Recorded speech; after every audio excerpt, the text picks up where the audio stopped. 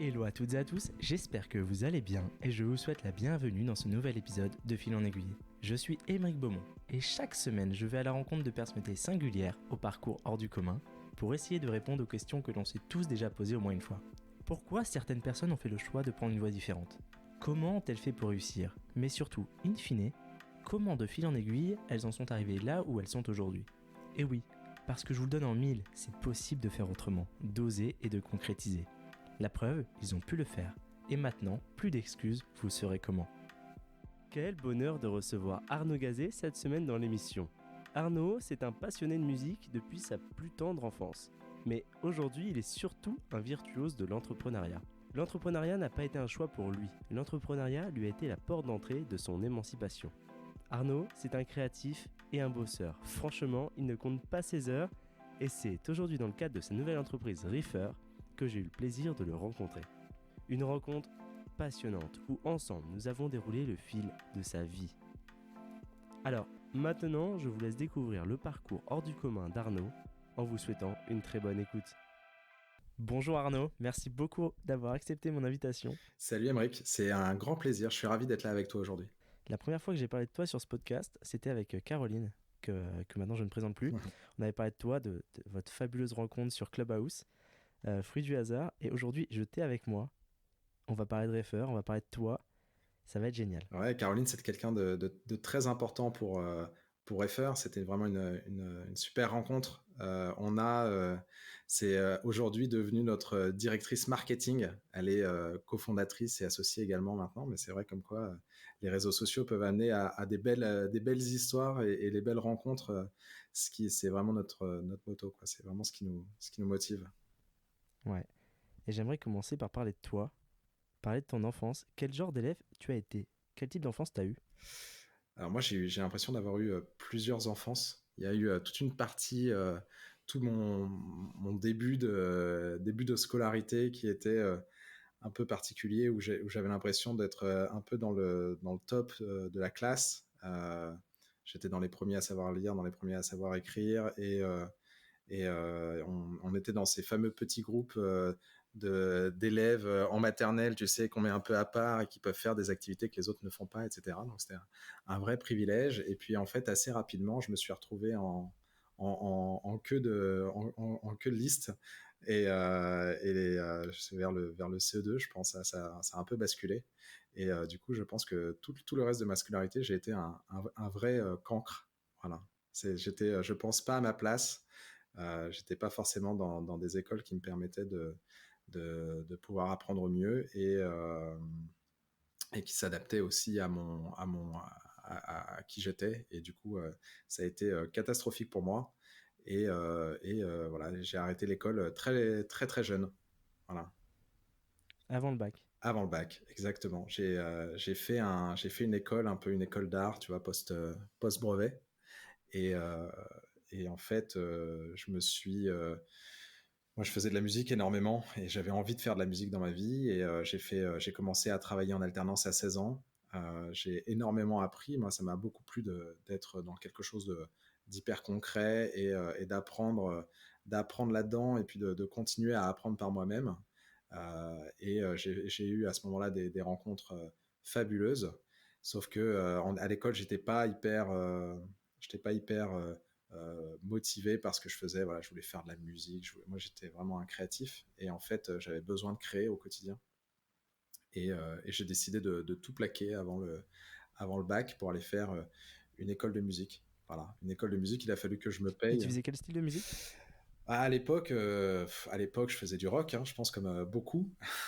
et ensuite, j'ai un peu basculé dans la musique électronique, dans le trip-hop, etc. Donc, le trip-hop, ça parle plus à grand monde aujourd'hui, mais c'était le courant, moi, que j'écoutais beaucoup à l'époque. Et bon, j'étais guitariste, et du coup, je faisais beaucoup de musique qui était à la fois un mélange entre de la musique acoustique et de la musique électronique. Et ça me plaisait beaucoup. Très clair.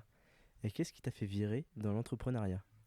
Parce que là, tu étais dans la musique, en école de musique, Ouais. tu faisais de la musique. Ouais, exactement, ouais. En fait, j'ai fait une année d'école. Je pense que j'ai pas bien choisi mon école. Elle m'a coûté super cher. Moi, je viens d'un milieu assez modeste et en fait, mes parents pouvaient pas me payer cette école, donc il a fallu que je continue de travailler pendant que je faisais cette école.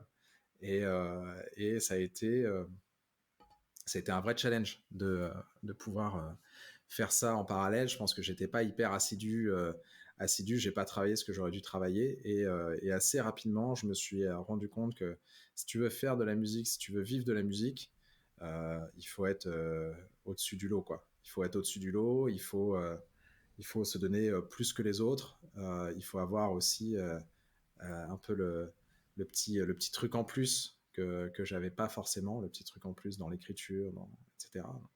On ne fait pas tous de la musique pour sortir de la musique et produire de la musique, mais y a plein de métiers connexes. Mais en tout cas, je pense que moi, ce qui m'intéressait, c'était d'écrire et de créer. Et je pense que j'avais pas ce petit truc en plus. Et du coup, il aurait fallu que je travaille énormément, sauf que la réalité un peu de la vie m'a rappelé à me dire que ça serait compliqué d'en vivre. Voilà. Et du coup, assez rapidement, j'ai trouvé une alternative qui était de mêler un peu d'où je venais, c'est-à-dire de plutôt le web design, l'école d'art que j'avais pu faire, et la musique. Et je suis rentré dans un média dans la musique qui s'appelle Audiofanzine, et dans lequel j'ai fait mes armes, dans lequel j'ai découvert ce que c'était qu'une communauté, ce que c'était que le web aussi. En fait, en réalité, à l'époque, c'était l'époque des forums. Donc, eux, ils innovaient pas mal, justement, autour de ça. Ils avaient une base de données, tu vois, imbriquée, avec des forums, c'est-à-dire que tu pouvais avoir des forums sur la musique en général, sur les guitares de telle marque, etc., etc. Et tout était hyper imbriqué, et donc c'était hyper innovant. Et c'était quand même une communauté d'un million de membres à l'époque, donc c'était colossal. Et du coup, j'ai découvert ça, j'ai découvert les métiers du web, et je crois que j'en suis jamais vraiment sorti, quoi. Et d'après ce que j'ai vu et ce que j'ai entendu, tu as eu ton premier enfant à 21 ans. Ouais, c'est ça. Je pense que ça a été un vrai moteur, parce que je me rends compte que j'ai pas répondu tout à fait à ta question, mais je pense que l'entrepreneuriat, c'est arrivé un petit peu plus tard. Euh, et je pense que effectivement, avoir un enfant, c'est quelque chose qui, quand tu l'as à 21 ans, te motive à monter les marches rapidement.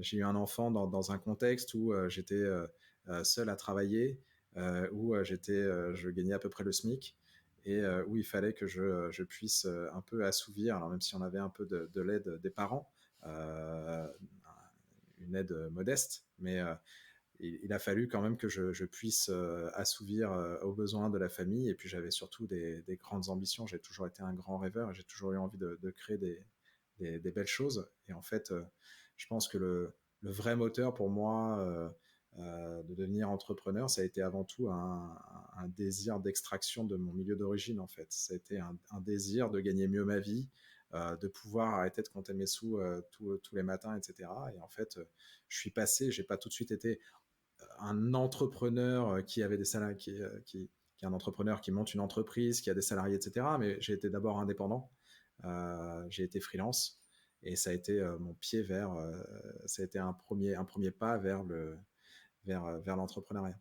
Le fait de parler avec des clients, le fait de savoir ce que c'est qu'un client, d'aller chercher des clients, de me découvrir aussi une petite vocation pour le business, et le fait de vendre, parce que un truc que j'adore finalement. Ça arrive même à des créatifs.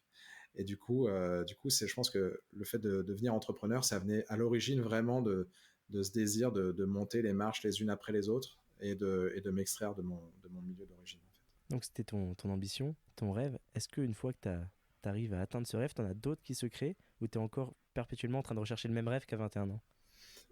C'est une bonne question. Je, je, je pense que l'entrepreneuriat, euh, pour moi, c'est avant tout, c'est créer, c'est construire, créer de toute pièce quelque chose qui n'existe pas.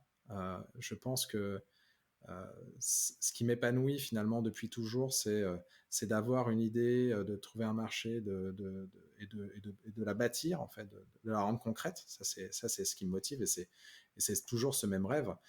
C'est à chaque fois un nouveau projet, c'est à chaque fois une nouvelle façon de le faire. Euh, mais ça, c'est effectivement c'est un tronc commun dans ce que j'aime dans l'entrepreneuriat depuis toujours. Et puis après, il y a le challenge de l'entrepreneur qui, lui, évolue. Et en fait, ce qui me motivait à l'origine, c'était monter des boîtes. Chaque nouvelle idée, chaque personne que je rencontrais était potentiellement une nouvelle opportunité pour créer quelque chose de nouveau. Et puis en fait, avec le temps, des nouvelles choses m'ont intéressé. Ça a été de bâtir une société dans laquelle je pouvais embaucher des personnes. Donc j'ai eu tu vois, le plaisir d'avoir des dizaines de salariés, de les voir grandir, de grandir avec eux, etc. Et puis ensuite, ça a été de pouvoir avoir du chiffre d'affaires. C'était vraiment ma motivation. C'était réussir à passer le palier du million d'euros de chiffre d'affaires. Ça, c'était une vraie motivation. Et puis quand je l'ai eu fait, je me suis rendu compte qu'en fait, je gagnais pas plus d'argent. Et qu'il y a un deuxième challenge, c'était comment tu fais en sorte d'être rentable, qui était une question que je me posais moyennement, en fait, tu vois, dans mon projet. Et en fait, tu peux être rentable dès 100 000 euros de chiffre d'affaires ou même dès 50 000 euros de chiffre d'affaires.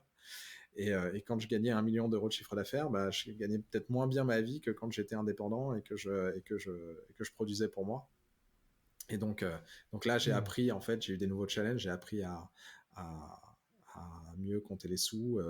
J'ai une équipe formidable à mes côtés avec qui on a fait ce travail-là, avec qui on a appris à devenir une entreprise rentable. Et puis, ça, c'est un peu tout le challenge de ce qu'on appelle aujourd'hui le bootstrap, quoi. C'est qu'est-ce que tu fais quand t'es pas une startup qui lève des fonds, que tu pars de rien, que tu es dans le service, que il faut aller vendre au quotidien et que chaque année, il faut recommencer. Ça a été un vrai challenge. Et puis, moi, à l'époque, j'avais une agence de marketing digital. C'est une agence que j'ai fondée il y a une douzaine d'années, qui s'appelle Zaget. Euh, et le challenge pour moi, je pense, à cette époque-là, c'était vraiment, c'était de gagner des grands comptes, quoi. Tu vois, j'avais un peu ce rêve de l'agence qui devait aller se battre contre des agences, etc. Et ça, c'était encore un autre rêve d'entrepreneur, tu vois. Et c'était gagner des compètes, quoi. Gagner des compètes. Et on a eu la chance d'être dans des grandes compètes. On a eu la chance de, euh, de, de, de se battre, d'avoir été qualifié pour monter face à des BETC, à des Webedia, à des Publicis, etc. Et on a eu la chance de gagner des grands comptes. On a notamment gagné, tu vois, tout Sephora, la Content Factory pour Sephora dans l'Europe et le Middle East. Et ça, c'était incroyable. Hein. C'était des contrats énormes, tu vois. Et c'est un contrat qu'on a gagné 4 ans, 5 ans. Et en fait, je me suis rendu compte, tu vois, après avoir gagné ce truc, qui était le Graal, que face à BETC, face à, tu vois, aux plus grandes agences qui existent, en fait, je me suis dit que ça y est, la case était cochée. J'avais plus la même niaque dans les compètes, si tu veux. C'était super, mais en fait, j'avais l'impression, au bout de 10 ans, tu vois, d'avoir fait un peu le tour du truc et surtout d'avoir fait mes preuves. Je pense que j'ai fait beaucoup les choses, tu vois, pour les cocher, quoi. Et en fait, ce qui a été vraiment euh, motivant pour moi, ça a été de monter après des boîtes qui ressemblaient plus à des startups, en fait. Des boîtes qui ressemblaient plus à des startups. Excuse-moi, tu voulais m'interrompre? Non, non, non, vas-y, je t'écoute. Des C'est boîtes très intéressant ce que tu racontes justement. des boîtes qui ressemblaient plus à des startups et qui, en fait, d'une idée, d'un concept, peut potentiellement toucher des centaines de millions de personnes. Et en fait moi, ce qui m'a motivé au début, c'était de faire une boîte. Et je pense que j'avais pas le bon rêve. C'est-à-dire, ce que je voulais, c'était faire une boîte qui était euh, avec laquelle je pouvais lever de l'argent. Alors, mon rêve, c'était mon rêve. Mon objectif, c'était lever de l'argent. Et en fait, je pense que c'était pas le bon objectif. Et j'ai monté une boîte à ce moment-là, tu vois, qui est un peu dans les médias et qui venait complètement changer. Je pense c'est une boîte qui avait un vrai fond, qui apportait vraiment quelque chose, qui venait radicalement changer tout un secteur qu'on appelle les opérations spéciales. dans les médias et on rendait les opérations spéciales programmatiques. C'est-à-dire qu'en fait, on était capable d'acheter directement du média, d'aller chercher des audiences spécifiques, de leur offrir des expériences ultra personnalisées sur des sites et ensuite de venir y accoler des marques médias qu'on achetait, tu vois, au travers de plateformes programmatiques. Et en fait c'était super et on a fait vachement de chiffre d'affaires avec et c'était génial en année 1 et tout, mais il n'y a aucun investisseur qui voulait me financer. Ça, je peux te dire que ça m'a fait hyper bizarre parce que tu vois, moi qui étais habitué, tu vois, à ramer pour aller chercher du chiffre d'affaires, là, en année 1, tu vois, on allait chercher entre 5 et 700. On était, tu vois, on était ravis. C'était quand même, c'était assez chouette, quoi. On avait un super produit, sauf que le produit, on savait qu'on avait du mal à le passer en SaaS. Que ça générait pas forcément de revenus récurrents. On avait certes une techno, on avait un super bagou, on avait toutes les entrées dans les agences médias pour pouvoir vendre ça. On a signé des super annonceurs, tu vois, on a fait Galeries Lafayette, Kiri, on a fait des trucs super, MMA et tout, mais en réalité, quand j'allais voir des fonds d'investissement, ils me disaient, bah, non, mais c'est une super PME, Arnaud, hein, franchement, on peut faire des belles choses avec des PME aujourd'hui, etc. Et ce qui est complètement vrai. Ce qui est complètement vrai, sauf qu'en fait, mon objectif, c'était pas de faire une super PME. En fait, mon objectif, c'était de lever de l'argent. Donc, en fait, ça répondait pas vraiment à mon besoin, tu vois. Parce que dans lever de l'argent, il y avait aussi cette idée de dire, OK, il y a des mecs qui voient ton projet, qui le trouvent canonissime, qui pensent que tu peux faire des dizaines, des centaines de millions d'euros avec, et du coup, ils vont investir sur toi. Et je pense qu'il y avait aussi cette volonté, tu vois, qu'on investisse sur moi. Je pense que j'avais une petite faiblesse là-dessus. J'avais besoin de me prouver un truc, tu vois. Et j'avais besoin qu'on investisse sur moi. Et en fait, à l'époque, j'ai pas trouvé de fonds. Et par chance, le Covid est arrivé. Et à ce moment-là, par chance, dans mon business, hein, j'entends, je ne dis pas que le Covid était une Oui, pour chance, toi, bien sûr. mais pour moi, c'était une chance. Alors, c'était une chance, mais on a perdu 40% de chiffre d'affaires du jour au lendemain, en fait. Et du coup, il a fallu qu'on réfléchisse très, très, très vite. Tous les plans médias sont arrêtés sur Reveal. Tout sur l'agence de marketing digital, pareil, tout s'est arrêté du jour au lendemain. On a perdu, je te dis, 40% de chiffre d'affaires du jour au lendemain. Il a fallu aller vite fait chercher du business. Et en fait, je me suis retrouvé à réfléchir en fait avec un vrai pain énorme qui était de dire, OK, comment aujourd'hui j'ai créé un asset énorme qui est mon réseau, qui a une valeur monumentale, qui m'a servi pendant toutes mes années d'entrepreneuriat et que j'utilise pas bien, qui m'a permis au quotidien, tu vois, de grandir, de passer d'un client à un autre client, à un autre client, etc. Mais que j'exploite pas. Ouais, c'était vraiment ça la clé de ton développement. Ouais, Toutes tes entreprises, tu les as développées grâce à ton réseau. exactement. Ouais. Jamais j'ai décroché mon téléphone, je savais pas faire. Jamais j'ai envoyé un email froid à quelqu'un qui me connaissait pas pour dire voilà, est-ce qu'on pourrait se rencontrer. Euh, Tu vois, j'avais un peu cette insécurité là de déranger les gens, etc. Donc je pense que quand donc moi je suis toujours passé par la recommandation pour pouvoir grandir en fait et faire grandir mes sociétés. Et du coup c'est à ce moment-là que je me suis dit, OK, il faut vraiment que j'utilise là cet asset que j'ai construit pour pouvoir me sortir de cette situation compliquée de premier confinement et aller chercher du business très très vite. Et du coup, c'est comme ça qu'est né Refer. Et en fait, je pense que ce qui a vraiment basculé dans mon histoire, c'est en fait, j'ai décidé de faire un produit qui avait qui répondait à un vrai pain et dont les gens avaient vraiment besoin. Parce que pour le coup, moi, j'en avais vraiment besoin à ce moment-là. Et il y avait plein de gens autour de moi qui en avaient besoin. Et ça a été une motivation différente. Et du coup, mon rêve, pour reboucler avec la question de départ, je pense que mon rêve est devenu de faire quelque chose d'utile aux gens. Tu vois. C'est faire... Et en plus, on était vraiment dans cette période où on avait tous envie de s'entraider. Enfin, je sais pas si tu te souviens un peu, on y avait Ouais, bien sûr. être ton soignant, il y avait toutes ces choses-là qui se mettaient en place. Nous, on essayait d'aider la Croix-Rouge, tu vois, avec nos talents de publicitaires, de monter des campagnes pour eux, de faire en sorte, tu vois, eux qui... En fait, il y avait une sorte d'un peu d'effervescence, et je pense que mon ambition à ce moment-là, c'est devenu faire quelque chose d'utile. Et je pense que j'ai jamais été aussi dans le juste pour pouvoir monter un business qui scale, quoi.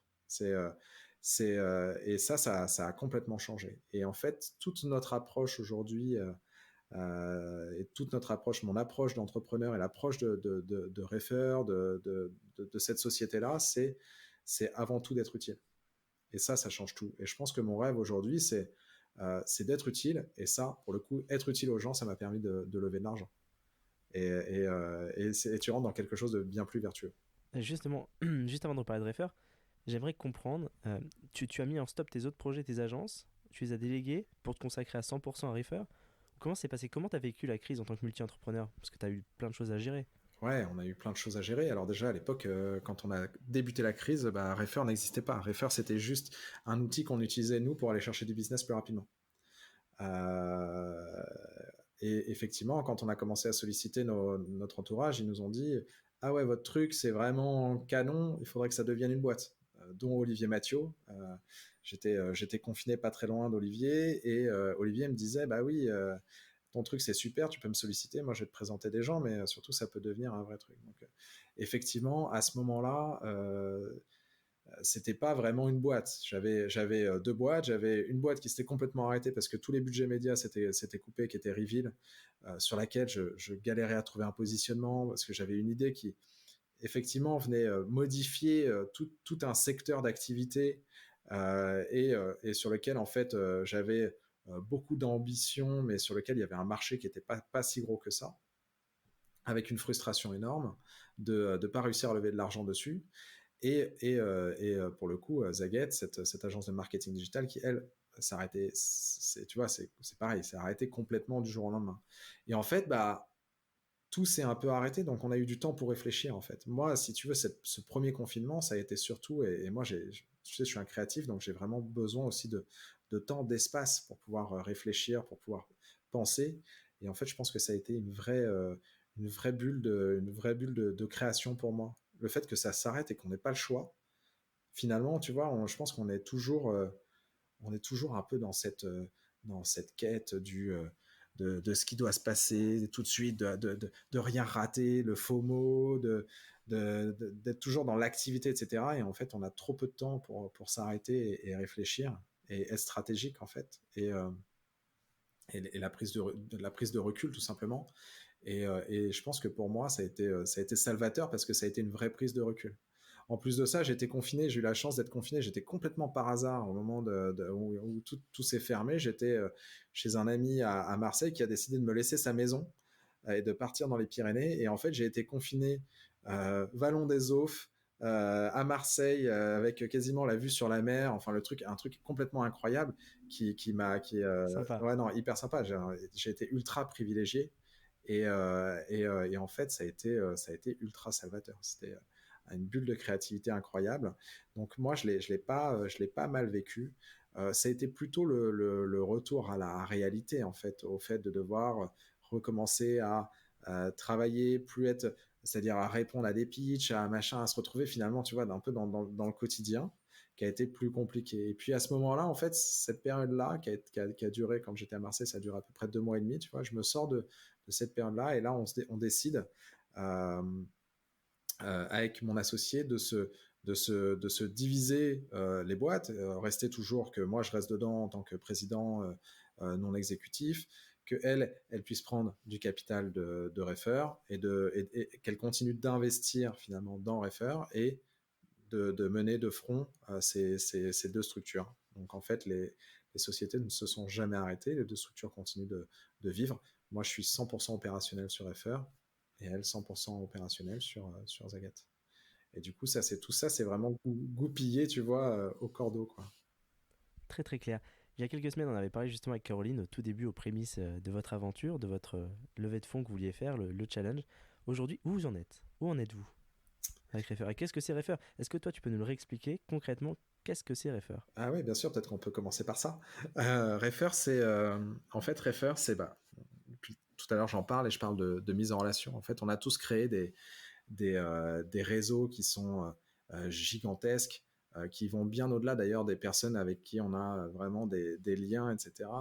On ne connaît pas 90% des personnes avec qui on est connecté sur LinkedIn. Et aujourd'hui, on ne sait pas réellement activer 5% des gens qu'on connaît vraiment. À côté, et du coup, ça fait qu'on passe à côté de dizaines et de dizaines d'opportunités. Ça, c'est le premier, je dirais, la première chose qu'on a analysée. La deuxième chose qu'on a analysée, c'est qu'il n'y a pas de moyen plus performant au monde pour pouvoir rencontrer quelqu'un que d'être mis en relation. Tu peux faire ce que tu veux. Si je te présente quelqu'un, toi, tu as 80% de chances de la rencontrer. Et en moyenne, on a une chance sur deux de rencontrer quelqu'un si on est mis en relation avec elle. Et donc, ça génère... On est l'exemple aujourd'hui, tous les deux. Bah oui, l'exemple, exactement. Tu vois, Caroline a été l'intermédiaire et du coup, c'est pour ça qu'on est là aujourd'hui. Et en fait, ça, tu remarques que ça existe partout. Et en fait, créer des relations, c'est quelque chose qui est hyper important. Entretenir ces relations, c'est quelque chose qui est hyper important. Et on a remarqué qu'en fait, aujourd'hui, on n'avait pas d'outils qui nous permettaient de bien gérer notre networking et surtout de pouvoir obtenir des mises en relation à grande échelle, de pouvoir scaler les mises en relation, scaler le networking et de faire en sorte que si je viens et je te dis est-ce que tu peux me présenter 50 personnes, que tu ne me regardes pas avec des grands yeux en me disant genre ah bah t'es mignon, je vais te présenter une ou deux personnes et puis ce sera tout. En fait, aujourd'hui, Refer va te permettre de pouvoir obtenir, de solliciter toute ou partie de ton réseau et d'obtenir des dizaines, des centaines de mises en relation en quelques clics. Et du coup, tu vas pouvoir, grâce à Refer, solliciter ton réseau, mais tu vas pouvoir aussi aider ton réseau. Tu vas pouvoir le connecter, pareil, en quelques clics, avec ce qu'on appelle des mises en relation en double opt-in, c'est-à-dire que quelqu'un qui est prospecté ou quelqu'un a un talent que tu veux recruter ou que sais-je, quelqu'un que tu veux rencontrer, bah, il donnera d'abord son accord pour te rencontrer. Et à partir du moment où il est d'accord pour te rencontrer, bah là, une mise en relation, un groupe est créé directement dans LinkedIn, dans laquelle vous pouvez discuter et la mise en relation est faite. Voilà ce à quoi sert Refer. C'est une sorte de Calendly de la mise en relation, quoi. On va rationaliser tout le process de mise en relation pour faire en sorte que ce soit que quelques clics. Voilà. Et ne plus passer à côté des opportunités. Exactement, tout à fait. Et alors aujourd'hui, où est-ce que vous en êtes ? Bah, où est-ce qu'on en est ? On a lancé Refer il y a 2 mois et demi maintenant. On a lancé, c'était une catastrophe. Je vais pas te mentir. Hein. On a lancé, alors on avait commencé à travailler notre communauté sur la base de notre vision, en fait, tu vois, c'est-à-dire ce qui était assez chouette. Et quand tu as un produit qui répond vraiment à un besoin, c'est qu'en fait, les gens n'ont pas besoin de voir ton produit. Ils adhèrent déjà à ta vision, en fait. Et Caroline a fait un petit message du coup sur son compte LinkedIn. Et là, il y a eu 350 personnes qui ont répondu, qui ont dit ok, je veux en être, je veux participer, je veux voir la bêta, je veux tester, etc. Donc on a finalement emmené une centaine de personnes dans un WhatsApp qu'on a rassemblé, qui sont aujourd'hui nos ambassadeurs, qui sont ultra actifs et ultra bienveillants avec nous et qui nous aident énormément. Et en fait, ce qui s'est passé, c'est que on les a mis dans la version alpha un peu de Refer, etc. Et puis on a commencé à leur présenter et c'était vraiment une catastrophe. Et puis assez rapidement, on s'est dit qu'il fallait, on a réparé, on va dire, ce qui convenait vraiment pas, et on a très très vite lancé. Donc pendant un mois, on s'est retrouvé avec une version, si tu veux, sur les stores, qui avait de la viralité. Donc il y avait des nouvelles personnes qui arrivaient dans l'application, mais les gens ne comprenaient pas vraiment comment ça marchait. Et surtout, il y avait plein de bugs. Donc pendant un mois, ça a été assez chaotique. Et puis au bout d'un mois, on a mis en ligne une nouvelle release. Et là, ça a été... là, ça a un peu mieux pris. Déjà, il y avait beaucoup moins de bugs. Les gens pouvaient vraiment se servir de l'application, tu vois, pouvaient vraiment synchroniser leur réseau LinkedIn, pouvaient l'utiliser. Et puis ensuite, ça a été assez dingue parce qu'on est passé de 10 utilisateurs par jour en acquisition à 20, à maintenant on est plutôt entre 30 et 50. Et ça, je te parle de 1 mois et demi. En un mois et demi, l'application, on a complètement restructuré son ergonomie. On a rajouté des nouvelles fonctionnalités, comme le fait de pouvoir être même proactif dans une mise en relation, dire, tu vois, comme tu commandes un Uber, bah, tu peux mettre en relation 2 personnes en 2 clics avec du double opt-in et quelque chose d'hyper personnalisé. Et en fait, voilà, et maintenant, il y a un truc qui se passe. On a vraiment complètement épuré la dette technique qu'on avait, et maintenant, on peut avancer, tu vois, sereinement, prendre des retours. Et surtout, ce qu'on n'a jamais arrêté de faire, c'est on n'a jamais arrêté de prendre des retours des utilisateurs. Ça, on est en perpétuelle discussion avec eux, tu vois. Et du coup, voilà, aujourd'hui, on en est là. On a lancé notre levée de fonds il y a un mois. On a été un peu plus d'un mois. On a été vraiment très actifs pendant 2 semaines dessus. Et surtout, on voulait faire un use case pour Refer, c'est-à-dire qu'on voulait vraiment utiliser uniquement Refer pour pouvoir faire cette levée de fonds. Et en 2 semaines, j'avais rencontré 45 personnes, et on avait déjà quasiment 30% de commit d'investisseurs qui étaient prêts à mettre de l'argent dans Refer et qui comblaient 30%. À ce moment-là, notre communauté nous a dit hey, au fait, nous, on veut absolument en être, etc. À ce moment-là, on a lancé le Refer Challenge, etc. On a commencé à avoir beaucoup plus de visibilité sur LinkedIn, etc. Il y a une vraie communauté qui s'est créée autour de Refer, et là, la communauté s'est vraiment manifestée pour investir dedans, et plutôt que d'aller chercher les 70% qui nous manquaient à ce moment-là chez un fonds de BA qui était déjà d'accord pour pouvoir combler un peu cette partie-là, on a dit, bah, en fait, ce qu'on va faire, c'est qu'on va plutôt faire ça avec la communauté, leur faire profiter du fait qu'on soit très tôt dans les phases d'investissement, pour les faire monter maintenant, et qu'ils puissent profiter avec nous de la croissance de Refer, qu'ils puissent s'investir à nos côtés et avoir des vrais ambassadeurs à nos côtés. Voilà. Donc on a décidé d'ouvrir de faire une sorte de crowd equity avec une plateforme qui s'appelle Crowdcube, et qu'on va lancer là, je pense, dans un mois. Et donc on finira notre tour dans un mois avec notre communauté. Et ça, j'ai hâte de voir le résultat, mais je pense qu'on a beaucoup de personnes qui, ça y est, maintenant ont bien compris la vision, voient le produit évoluer, donc sont vachement rassurés sur le produit et ont envie de faire partie de cette aventure. Et qu'est-ce qu'une personne a à y gagner de partager son réseau, à le faire? Parce qu'un jour, tu as soulevé une notion que j'aime beaucoup, qui est cette sorte de crédit, ce crédit de réseau social. On a tous une crédibilité, et les jetons qu'on utilise à recommander des gens, c'est des jetons qu'on aura plus pour plus tard. Ouais. Je vois que tu as bien social écouté. Credit. De social credit, ouais, tout à fait. En fait, Ouais. alors, il y a un truc qui est évident, c'est que effectivement, dans la mise en relation, si tu veux obtenir des résultats, il y a plusieurs choses qu'il faut faire. La première chose, c'est que, et ce qu'on dit à toutes les personnes qu'on onboard, tu vois, là, tous les jours à 17h30, on leur dit, si vous voulez obtenir quelque chose de votre réseau, commencez par donner quelque chose à votre réseau. Donc, ouvrez votre réseau. Donc, ça, c'est une vraie mécanique. Il faut se mettre dans une condition avec ton réseau qui est, on n'est pas juste là, je suis pas juste là pour profiter de ton réseau, mais il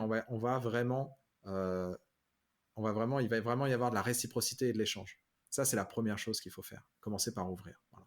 À partir du moment où tu ouvres dans Refer, l'avantage, c'est qu'il y a une sorte de balance. Donc, tu sais combien de mises en relation tu as reçu de cette personne-là, et on t'engage à toi aussi faire un geste en retour. Voilà. Ça, c'est un truc qui est hyper important. C'est parfois pas suffisant. Parfois, tu sais, on t'ouvre du réseau juste parce qu'on est amis et qu'on a envie de t'aider. Parce que la personne, le connecteur, lui, ça le valorise aussi. Si c'est une bonne mise en relation, lui, ça peut être intéressant pour lui de dire, moi, je suis à la naissance de cette histoire-là, j'étais là, c'est acté, je l'ai fait dans Refer, et le truc est ancré. Voilà. Et ça, c'est aussi un point qui fait que les gens ont envie de participer. Et puis, ensuite, il y a tous ceux qui sont des super connecteurs, ont envie de rentabiliser cet asset-là, et on va leur permettre à un moment donné de pouvoir aussi gagner leur vie avec de la mise en relation. Et donc, du coup, tu pourras dire, tu pourras rétribuer ton réseau pour qu'il puisse te présenter tes prochains clients, ton prochain talent, tu vas trouver un job, j'en sais rien, je te dis n'importe quoi. Il y a plein de raisons pour lesquelles tu peux avoir besoin de Refer, trouver un journaliste, trouver ton prochain business angels, etc. Voilà, il y a plein de raisons. Et ça, potentiellement, toutes les personnes qui sont dans des métiers d'intermédiation les leveurs de fonds, etc., pourront avoir une vocation à être dans Refer et donc à gagner de l'argent au travers de Refer pour pouvoir faire des bonnes mises en relation fructueuses. Et du coup, bah, ça, c'est aussi un moyen de pouvoir motiver les gens à te faire des mises en relation, c'est évidemment de les rémunérer pour. Voilà. Et donc ça, c'est un peu l'histoire, D'accord. c'est ce vers quoi on se dirige. Voilà, la carotte. T'as raison. En tout cas, merci beaucoup pour cette présentation très complète et j'espère qu'il va être téléchargé en masse. Le lien sera dans les commentaires. Mais je sais que le temps est compté pour nous. J'aimerais maintenant qu'on parle sur des questions un peu plus personnelles, comme j'aime toujours le faire à la fin de mes discussions, dont la première, toi, quel est ton plus grand échec? Euh, je pense que mon plus grand échec, c'est de ne pas avoir su. Euh, je pense que j'ai appris très tard que je pouvais apprendre tout seul et par moi-même. Et du coup, je pense que le fait de ne pas avoir fait d'études, c'est quelque chose qui a énormément de valeur parce que je suis arrivé vraiment, tu vois, avec pas un regard formaté sur les choses, avec, tu vois, il a fallu toujours que j'apprenne par moi-même pour pouvoir évoluer, grandir, etc.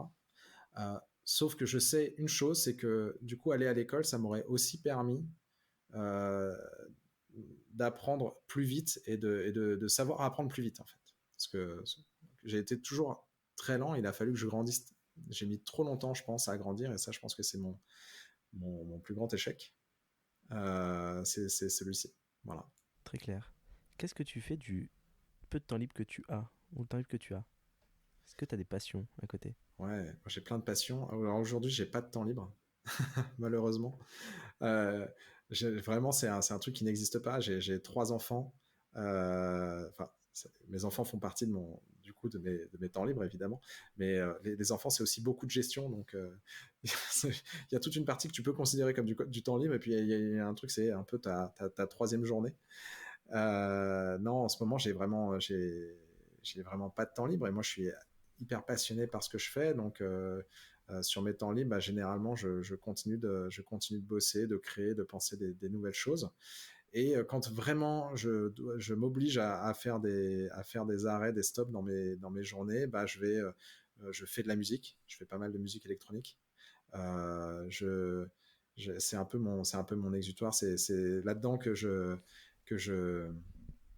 j'évacue mon stress, mes journées difficiles, etc. Je vais en club, je vais écouter de la techno et ça m'aide beaucoup. Et sinon, je joue au golf beaucoup. Donc, je suis vraiment, tu vois, un être très, très, très, très étrange. J'écoute de la techno et je vais jouer au golf. Donc, donc voilà, je fais ces deux choses-là et puis je voyage aussi, j'adore ça. D'accord. Quel est le conseil que tu donnes à tes enfants ou que tu aimerais donner à l'Arnaud d'il y a 20 ans? Écoute, bah, le conseil que je donne à mes enfants, alors ils ont chacun des âges, tu vois, très différents, avec des conseils très différents. Euh, Ma grande, j'ai envie de lui dire, tu vois, à 14 ans, écoute, l'adolescence c'est difficile. Il faut prendre ton mal en patience et on peut pas toujours avoir tout de suite. Il faut apprendre à grandir parfois. Et je pense que ça c'est un truc que j'ai pas su faire aussi. Tu vois, j'ai été beaucoup trop vite. J'ai grillé des feux et en fait j'ai pas pris le temps d'apprendre. Voilà. Et j'ai envie de lui dire la même chose parce elle est exactement, tu vois, dans le même moule, mais avec des capacités qui sont bien au-delà des miennes. Et du coup, j'ai envie de lui dire, prends le temps de vivre les choses en fait. Essaye pas de courir toujours après des chimères. Et ça, c'est la première chose que j'ai envie de lui dire à elle. Mon intermédiaire, je lui dirais encore autre chose, tu vois. Je lui dirais, euh, euh, il est très différent. Si tu veux, il met pas beaucoup d'efforts. C'est un gamin qui est ultra talentueux. Qui, dès que, tu vois, par exemple en musique, moi je lui apprends pas mal de trucs, tu vois, mais il déteste l'effort. Il déteste l'effort parce qu'il arrive à faire les choses, tu vois, très rapidement, très vite, etc. Mais il déteste passer du temps, pas y arriver, etc. Ça, c'est un truc qu'il déteste. Et j'avoue qu'aujourd'hui, je ne saurais pas quoi lui conseiller parce que j'arrive pas à l'asseoir sur Il a des. quel âge? Il a 9 ans. Mais vraiment, c'est incroyable, hein, tu vois, il joue des trucs incroyables, mais je peux pas lui mettre un prof parce qu'en fait, il s'ennuie. Je peux pas lui mettre un prof parce qu'en fait, il aime pas apprendre. Donc, ce que j'aimerais lui transmettre plus que lui dire, c'est j'aimerais lui transmettre le goût du travail et le goût de l'apprentissage. Ça, c'est un truc que j'aimerais lui transmettre. Et je sais pas encore tout à fait comment je vais le faire. Et le dernier, il a 2 ans. Donc le dernier, Ouais, il y a le temps. c'est juste, voilà, profite de la vie. C'est le dernier. Moi, je suis aussi, tu vois, je suis aussi beaucoup plus mature, donc j'ai une relation qui est très différente avec lui. Les premiers, j'étais vraiment, tu vois, dans l'hyper sollicitation. Tu vois, en fait, c'est un enfant qui élève des enfants, donc à un moment donné, tu vois, j'étais, j'étais vraiment, tu vois, j'étais toujours à faire des jeux avec eux, à les sursolliciter, etc. Et en fait, je pense que j'ai une approche beaucoup plus calme avec le dernier et ça crée aussi des moments qui sont ultra différents. Et donc, je pense que lui, tu vois, il sait jouer tout seul, tu vois, il est beaucoup plus posé, calme, etc. Et c'est aussi une belle relation. Je sais pas trop ce que je pourrais lui dire d'autre aujourd'hui que continue comme ça. Très clair. Quel est le morceau de musique que tu préfères ou celui qui te ressemble le plus? Parce qu'on a parlé beaucoup de musique depuis le début. C'est quelque chose qui fait partie de ta vie. Oh, alors ça, c'est une question qui est hyper difficile parce que euh, je pense que en fait, moi, j'écoute énormément de musique et puis j'écoute pas du tout un seul style de musique. J'écoute énormément de jazz, énormément de, de rock, de musique électronique, tu vois, enfin, je peux être, je suis hyper versatile en fait, et en fonction tu vois, de mes humeurs, etc., bah, je vais aller à droite, à gauche. Euh, plutôt que une musique, j'ai des styles pour des moments de vie en fait.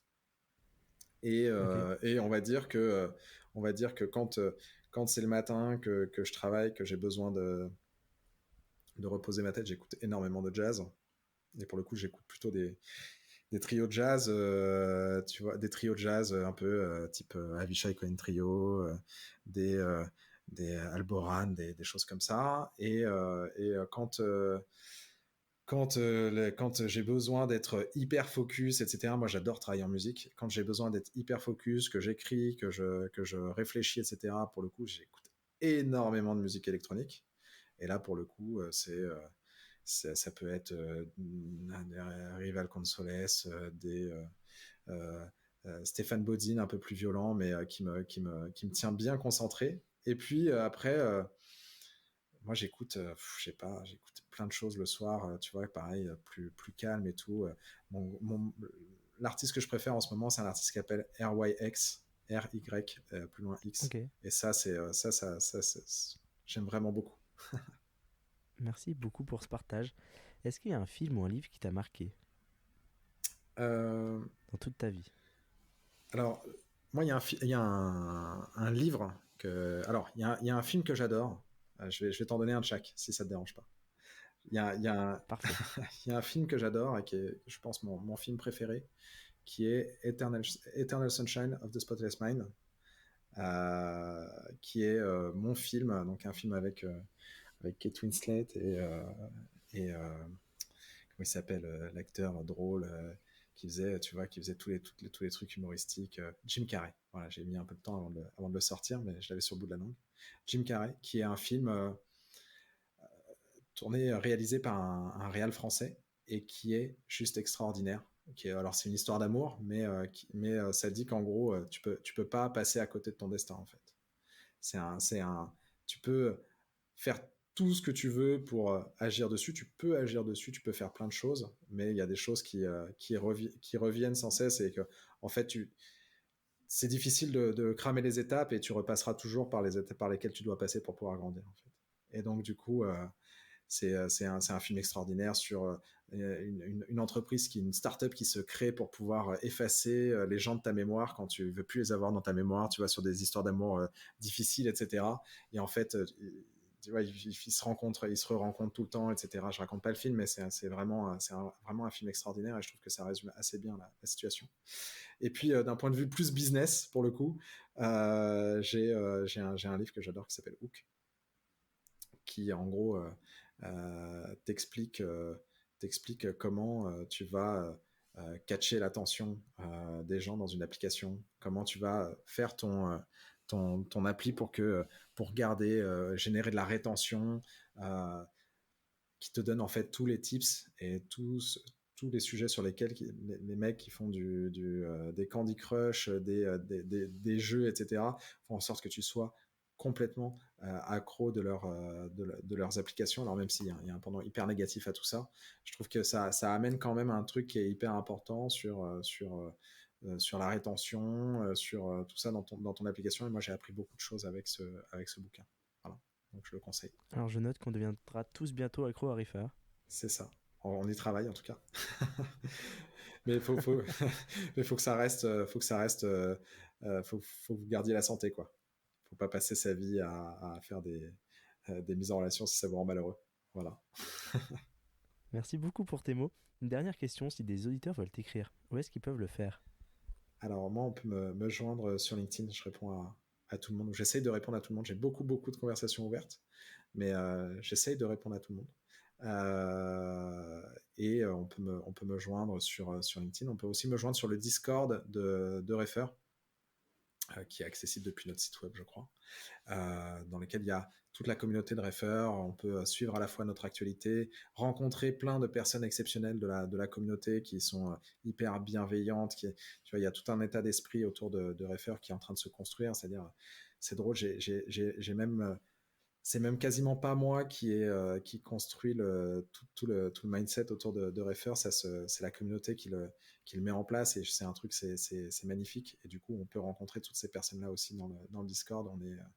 Voilà, il y a plein de choses. On fait des town halls, voilà, il y a plein de choses qui se mettent en place dedans et on peut suivre toute l'activité. Et puis, on va pouvoir suivre aussi la levée bientôt, je pense d'ici 3 semaines, un mois. On donnera toutes les informations dans le Discord pour que vous puissiez investir si jamais ça fait envie à quelqu'un.